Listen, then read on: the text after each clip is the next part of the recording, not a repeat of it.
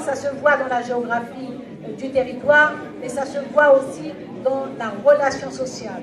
Or, manifestement, il y a du lien social, il y a un tissu social, il y a un tissu qui est cousu, recousu régulièrement par les actions publiques. Et c'est un vrai bonheur de venir ici, parce qu'en venant ici, je ne vous cache pas que je pompe de l'énergie. Je viens en aspirer. Alors, j'ai regardé ces jeunes filles et ces jeunes gens danser. Je me suis dit que si je pratiquais la même danse chaque jour, je perdrais les kilos que le stress m'a fait encaisser ces 20 derniers mois. Mais j'en ai passé l'âge, malheureusement. Je suis frappée par la qualité de l'exposition que vous avez ici. Donc voilà, ce qui m'éblouit chaque fois que je viens à Cergy, c'est vraiment cela. À la fois une ville qui vit simplement, qui vit dans le dialogue, dans la relation, dans la fraternité. Je ne suis pas en train de dire que les gens ne se disputent pas à Cergy, ça doit vous arriver comme partout. Je ne suis pas en train de dire qu'il n'y a pas de méchants à Cergy, il doit y en avoir quelques-uns. Voilà, je ne suis pas en train de dire qu'on s'embrasse sur la bouche tous les jours, mais je dis qu'en arrivant sur ce territoire, on se rend compte qu'il y a une vie de ville, qu'il y a une vie de territoire, et ça c'est extrêmement important. Et il y a donc ce sentiment-là, au premier abord, il y a une espèce de forte présence des femmes, et pas seulement aujourd'hui ou immense. Il y a vraiment, j'ai le sentiment d'une forte présence de femmes. Il y a cette jeunesse qui est très très visible, très vibrante, et puis il y a vraiment la qualité culturelle, la qualité artistique, la qualité de ce qui est mis à votre service. Et ça me rappelle un des préceptes d'un très très grand architecte brésilien, Oscar Niemeyer, qui, vous le savez, a fait des choses absolument fabuleuses, fantastiques, magnifiques, au Brésil et dans de nombreux pays du monde, y compris en France d'ailleurs. Et Oscar Niemeyer disait que la beauté à la portée de tous, y compris les enfants qui courent sans regarder. Finalement, même ces enfants qui courent sans regarder, ils voient les choses à leur insu, ils conservent en eux, et ça les prépare et ça les habitue à la beauté. Donc il faut mettre la beauté artistique, la beauté de la création au service et à la portée de tous.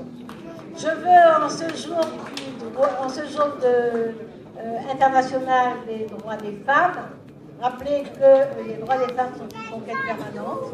Ça n'est jamais une conquête irréversible. On l'a vu récemment en Espagne, par exemple. On voit les dangers aussi qui menacent un certain nombre de conquêtes féminines. Ici, les conquêtes féminines sont des conquêtes collectives. Chaque progrès fait pour les femmes est d'abord concrètement un progrès pour la moitié de l'humanité, même un peu plus. Nous sommes 52%, donc nous sommes majoritaires. Et sans nous, les hommes mettent beaucoup de temps avant de marcher sur leurs deux jambes sans aide. Donc, tout entière. Et non seulement nous faisons progresser la société tout entière, mais nous faisons progresser les autres libertés, les autres droits. Parce que les droits des femmes, reconnaître l'égalité des femmes, reconnaître la femme comme étant un citoyen comme les autres, reconnaître l'égalité des femmes, c'est reconnaître l'égalité et la liberté des autres. C'est la matrice même de toute lutte contre les discriminations, contre les exclusions, contre les dominations. Donc le combat pour les droits des femmes est un combat qui ne finit pas, c'est un combat de progrès pour l'humanité, parce que le féminisme est un humanisme. Le féminisme est le souci de veiller à l'élévation, à la liberté et à l'égalité de chacune et de chacun.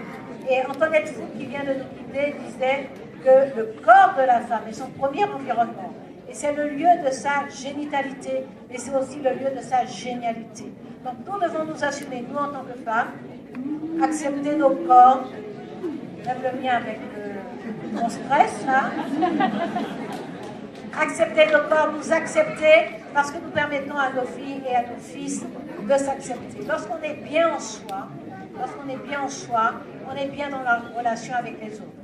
Et puis pour conclure, parce que je vois bien que je suis bavarde, mais c'est le plaisir d'être avec vous.